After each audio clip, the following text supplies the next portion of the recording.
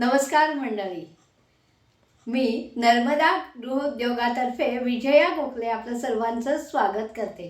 आज पुन्हा एक नवी रेसिपी घेऊन तोंडी लावण्याचीच आहे, गाजराचं लोणचं। तर पटकन होणार आहे आणि तोंडी लावायला काय हा प्रश्न असेल तर हे गाजराचं लोणचं नक्की करून बघा। गाजर 12ही महिने आपल्याला उपलब्ध असतं, त्यामुळे कधी नाही आणि थोडंसं करून ठेवायचं आणि ते संपतं पटापटापटा। त्यामुळे आपण आज गाजराचं लोणचं करू। पहिले गाजर घेतलं, मी धुतलं स्वच्छ, त्याचं साल काढून घेतलं आणि हे असं गाजर किसून घेतलं। सुंदर रंगही गाजराचा छान असतो आणि खायलाही ते डोळ्यांना चांगलं असतं गाजर, त्यामुळे नेहमी गाजर आपल्या भोजनात यावं हीच इच्छा। आणि त्यासाठी आपण फोडणी करणार आहोत। फोडणीसाठी हे कॉपर बॉटमचं छोटीशी कढई आहे, ती आपण पहिले गरम करूया। त्यात तेल घालूया,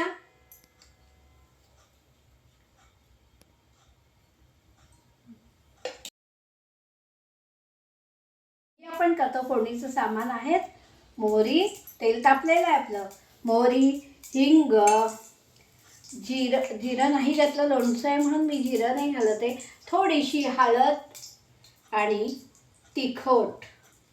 लोणचं आहे म्हणून तिखट। मग आपली मोहरी तडतडली आहे, तेल चांगलं तापलेलं आहे आणि त्यात आता लोणचं असल्या कारणाने ते तिखट झालं तरी चालेल, त्यामुळे हे आपण तिखट घेतलं आणि गाजरात मीठ घालायचं आणि ते फोडणी ओतायची त्याच्यात की झालं आपलं गाजराचं लोणचं। ही अशी फोडणी झाली छानपैकी। तडका या गाजराच्या फोडणीत तिखट छान चांगलं असेल तर असा लाल रंग येतो आणि ते लोणचं दिसायलाही सुरेख दिसतं।